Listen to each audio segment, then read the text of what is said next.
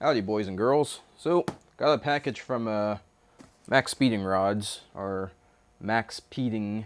I believe it's supposed to be a play on word, where the X kind of is the S for speeding, as well as the X for max. So, max speeding, but whatever. So, anyways, I was approached by them to potentially review one of their products. First time I was approached by them, I turned them down because I just really wasn't interested. Second time around was sometime later, and it was around the time that I was deciding I was going to rebuild the engine. So I was looking at new rods. The rods that are in the engine right now are Ka injection. There's nothing wrong with them other than I may have over machined the bushing for the top end, and I think that's leading to some wrist pin knock, potentially. I'm not quite sure. But anyways, I was looking at new rods. So I was looking at something like Carrillo or something like that, but then I realized, you know, the rods I have in the engine now are essentially Chinese rods, and I don't mean that in like a negative sense. I just mean that they are rods that they were unbranded rods. Well, they were branded because they're Ka injection, but they were, you know, most likely manufactured in China and just branded in the US under the name of Ka injection. Great rods. I've made multiple passes at 500 horsepower on them, no problems. So with my experience with those rods, kind of makes me think, well, maybe I won't have a bad experience with these rods. I've already opened this box. I've already noticed some differences between the Ka injection rods and these, so they are not at all the same rods like I was originally thinking. Because you can go to Max Speeding and actually get these rods without any branding on them and put your own brand on them if you wanted to, sell them as your own rods. Just, you know, if you want to do something cool like that, I guess. But yeah, so I've done some research on Max Speeding. They seem to be very popular in Europe. I can't find many people in the States. The few mentions I can find, like on forums and stuff from the States, are from years ago. So with that said, like I said, I've done some research. Guys in Europe love them. They are, I believe, what is it called, TOV rated approved, so they are actually made out of what they are said to be made out of. They are made of, I think, 4340. Let's find out. Actually says in here somewhere. Yep, 4340 chromoly. There's some videos online about their forging techniques and stuff like that. Yeah, I mean, it's really hard to kind of take the manufacturer's word, because, I mean, they obviously have the most to lose and most reason to lie, so I can understand not wanting to really trust what they say. But, like I said, they have that European stamp of approval. They are actually made of what they're made of what they claim to be made of.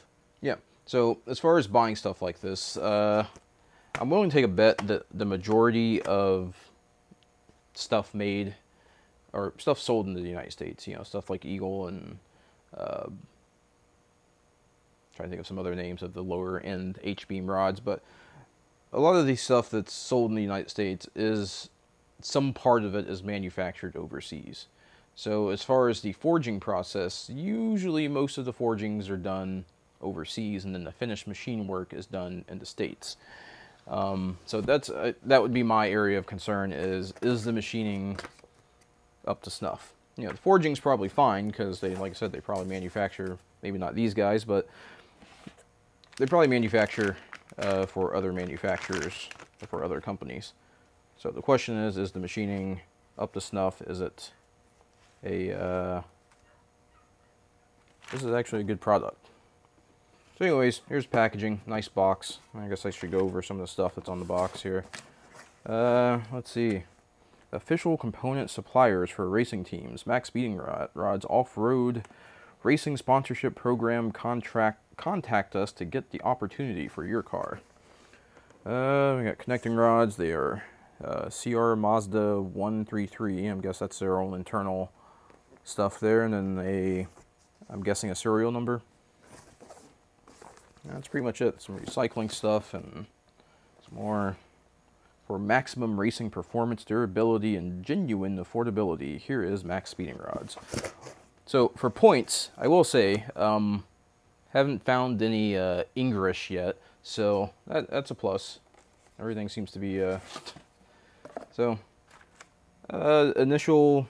I mean, just looking at them, initial looking. I mean, hey, they look like forged rods. They look just as good as the forged rods that are currently in the engine. Things I don't like right off the bat. I don't like that the oiling port for the wrist pin is on the top of the rod. I mean, granted, this is where the factory rod is, but most aftermarkets do them on the bottom, since that's where most of your splash oiling is going to come from. This would make sense if I still had piston oil squirters, where there's actually something squirting oil up into the bottom of the piston, and it will drip down and splash down. But probably not a huge deal. See, some other things about Maxpeedingrods is that they use ARP 2000 bolts. I believe these are 5/16. Also kind of a bummer in my opinion. The rods I have in the engine now are, I believe, 3/8. So they are a bigger fastener. But if you go to someone like Carrillo, they are rods rated at, like, I believe, like 200 horsepower rod or 300 horsepower rod, and they use 5/16 bolts. So, should be fine. Who knows? I guess we'll find out. I am still undecided about whether or not I'm going to use these. I'm pretty sure I'm going to use them, but I haven't decided yet. I may build a second engine as kind of just like a test bed. I don't know. I haven't really decided yet.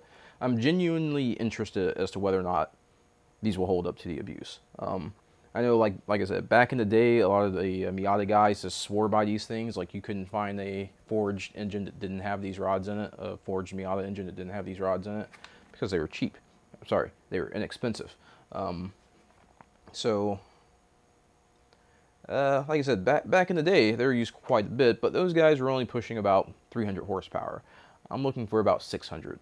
So that's the only reason why I am slightly questioning my choice, because maybe I should be looking at something that is like super duper proven for the power that I'm going for. But like I said, at the same time, I'm curious, and I've wasted money on worse things as far as, I mean, I didn't have to pay for these, but as far as wasting money, I mean as far as breaking stuff intentionally.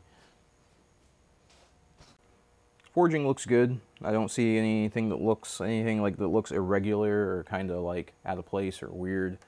Machining looks good. There's a nice finish on the bearing surface on the inside there, and there's a nice finish on where the wrist pin will live. These are some OEM wrist pins that are slightly used.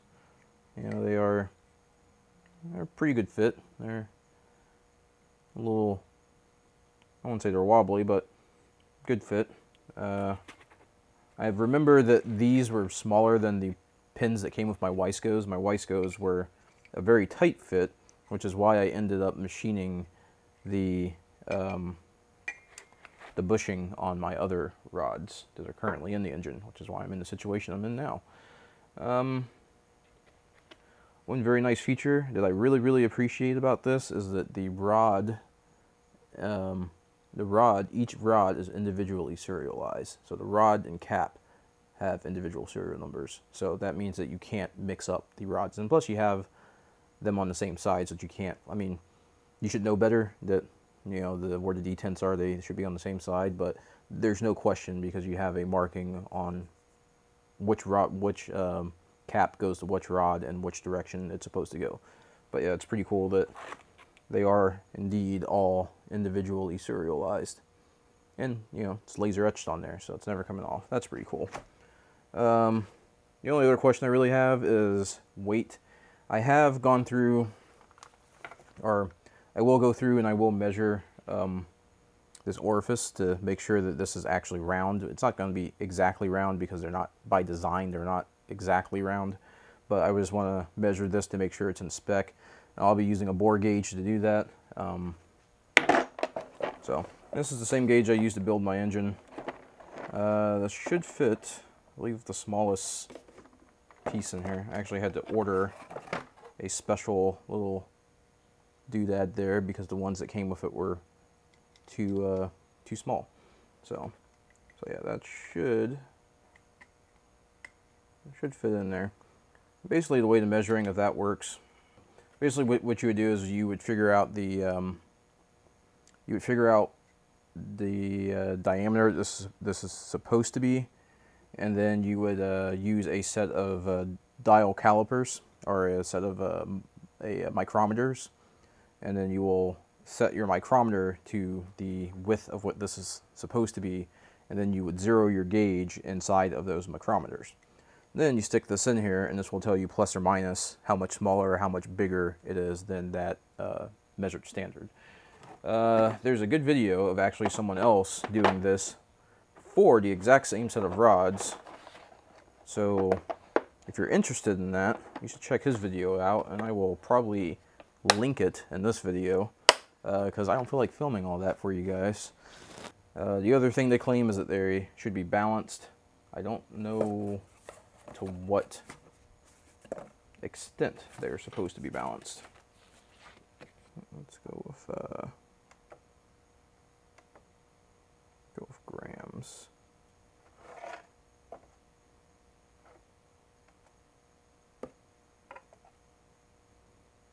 That's 517.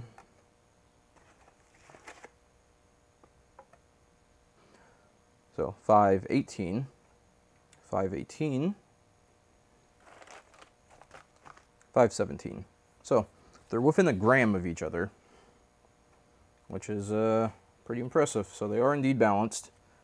Of course, what you would end up doing when you put these together, you know, you add them to your pistons with your rings and all that stuff. You want to balance the entire assembly. So you still may end up taking material off of these guys or off your pistons, or, you know, wherever you decide to take material from to make sure that the entire assembly is balanced. But it is nice to know that these are pretty much all identical, so you won't have any issues there. So like I said, I'll probably end up using these things. Like I said, I can't, in good conscience, I can't go around telling guys, hey, you know what, I can absolutely recommend these, because I can't. I don't have any personal experience with them yet. But my intention with doing this little experiment and risking my personal wallet of potential impending doom is I want to be able to say that, hey, yeah, no, these guys are pretty legit. But like I said, I can't say that now, because I don't know. I don't personally know yet. These are, of course, not torqued from the factory, because what sense would that make? My little trick for breaking these guys loose.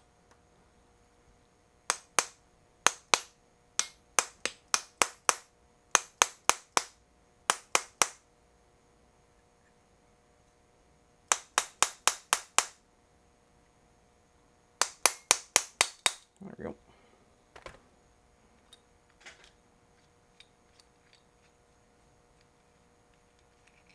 These are, of course, in there dry, so you have to provide your own lubricant.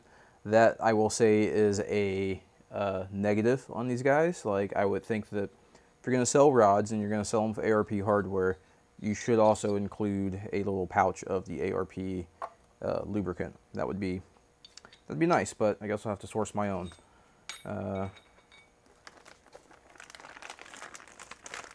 Just want to make sure before I say that, make sure there isn't like some hiding in here. There is not. So if you buy these, if you decide to give them a try yourself, just be aware you're going to need to get your own ARP lube. It's recommended for ARP 2000 hardware. I mean, the threads look nice and clean. There's no burrs, there's no garbage or trash in there. I would still clean them out thoroughly before using them and everything, you know, just to be safe. I would do that with any set of rods, honestly. You know, I would make sure that there's nothing in those threads. The little bosses are nice and tight there, little pins to align everything. In fact, they're so tight that I can't push them back together by hand. So, as far as these, ooh, That is interesting. Look at that. So, I don't know if that's a good thing or a bad thing. So, on the bolt, there it actually says ARP 2000, but then it also says Maxpeedingrods on the bolt. So, I mean, I guess that's pretty cool from a we offer custom stuff standpoint, but it would, if I didn't already do the research I did, I would question this. I would question, why did they say Maxpeedingrods and as well as ARP 2000? So if you contact ARP, Maxpeedingrods actually is on their list of customers. They do indeed, ARP does indeed manufacture these bolts for Maxpeedingrods, which, considering how much these things cost, I mean, these bolts are like probably like half the price. these bolts are probably honestly like half the price of the total cost of these rods. You know, so it's impressive that they decided this is an important thing. They realize the importance of a good fastener, and so that does instill some confidence in me, because if they were just out to steal your money, why not just throw any old hardware in there, any old just random bolt? Because there's plenty of these knockoff ARP bolts available online if you look hard enough. Actually, you don't really have to look that hard. Yeah, almost have to look harder to find the genuine stuff. You have to be very careful, because they will say ARP, but they are not actually ARP bolts. But like I said, if you contact ARP's reps or service department, they will confirm that Maxpeedingrods is one of their customers, and they do manufacture these bolts. Apparently, they manufacture particularly these special bolts, which is kind of interesting, that they actually stamp the Maxpeedingrod name on there for Maxpeedingrods. So there's a little something to ease your mind, I guess.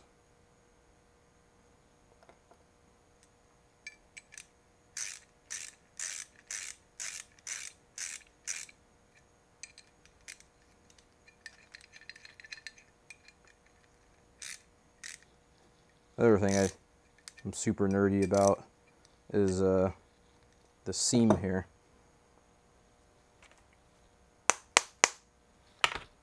So you can see the seam. And once you tighten that down, that seam basically disappears. That's not even torqued. That's just slightly snug. So that is indeed some precision. I mean, you can barely see it in that one because I've already tightened it a little bit, but yeah, that, the rods that are in the car now aren't even that precise of a fit, at least on the outside. So probably doesn't really matter, but I just think that's cool that that seam basically disappears when they're tightened together. Some things I've watched in some other videos that people have noted or have mentioned are the potential for like sharp edges that could potentially be like stress points or potential start points for stress cracks and things like that. So anytime you have a sharp edge, that's a potential for a crack to form. I don't think where these edges are really matter. I mean, if you really wanted to, you could go in and you could machine those down, like file them down, but then you're going to have to rebalance the rods. So this is probably a reason why they don't do this, is because it would be harder to achieve good balance. There's a little chip out of that one. Here's a little weird, looks like kind of a little chip. I don't know what that is. A little imperfection in there. I'll check the other ones later, but anyways. I don't know. Like I said, I don't really have a whole lot to say about these because I don't have any personal experience with them. So like I said, I can't be like, yeah, go for it. So yeah, so like I said, I can't really personally recommend them because I haven't personally used them on anything, but I have enough confidence to say that they'll probably be all right, and I'm only slightly concerned because I will be pushing the limits of any rod, basically.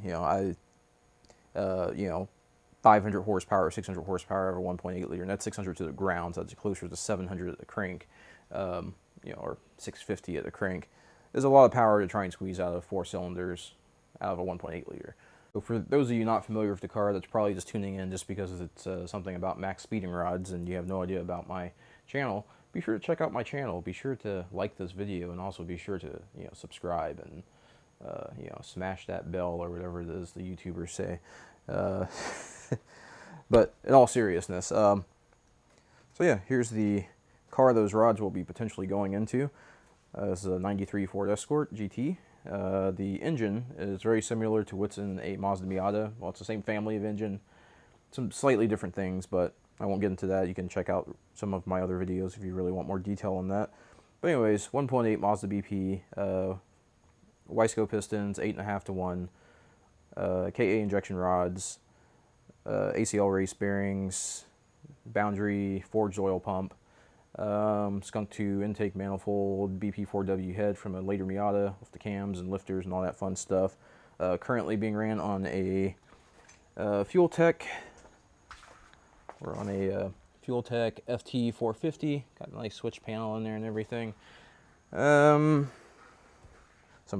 randomly interesting things about the car is that even though it is a Ford Escort with a Mazda engine, which is the way they came, it has a Toyota transmission. So I kept blowing up the Mazda transmission, and what's popular on these things is to switch to a Toyota E153 transmission from a SW20 MR2.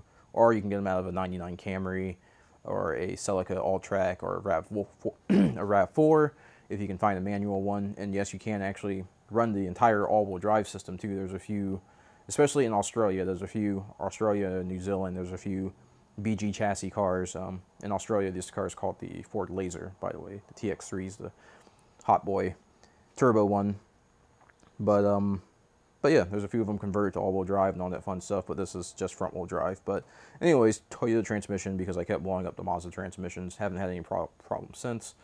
Turbo is a Precision 6262 ball bearing, Gen 1, I believe. So it is currently running about 30-35 pounds. Makes, on the old turbo, on 30 pounds, it made 500. I'm thinking this maybe makes a little bit more. I haven't had a good comparison yet because I switched turbos in the middle of summer. So all my good runs were in the middle of winter with the old car, and now it's, a DA of 28, of 2,800 feet as opposed to a negative DA like it was when I ran the car before. So I can't get a fair comparison on how much better this turbo is. But anyways, best time in the car, 11.1 at 131. Well, best time is actually 11.1 at 125, but the best trap is 131, 132. Yeah, so anyways, the engine is just, it's been in the car for about 3 years now, and it's making some strange knocking noises that I think is coming from the top end. Well, not top end, it's coming from the wrist pins, I believe, because I've checked the bearings, they're fine. It could be piston slap, but last time I had the head off, I didn't see any signs, like no scoring on the piston wall, so I don't think it's piston slap. I'm thinking potentially it's wrist pin knock. So that's the reason for the new rods. Originally, I was just going to swap the rods, throw everything back together. But that's going to depend on if the small end of the rod is damaged or if the piston pin bore is damaged. I'm one of those people that I don't like to have stuff down for a long time, so I don't want to pull it apart and then find stuff and then have to order stuff. So what I will probably do is just go ahead and order some slightly larger pistons, have the block board, and I've been thinking about going to 10.5 to 1 compression from 8.5 because, modern engine management, there's really no reason for modern engine management and E85, there's really no reason to run super low compression. It's just not really necessary. So yeah, that's basically the short of it. But like I said, if you're interested in the car more, be sure to check out the rest of the channel. Here's the whole car. There's all hot boy stance style. When it's at the track, it's running on some 9.5 inch, 23.5 or 24.5 inch slicks. So the hot boy wheels are just for the street. But anyways, yeah.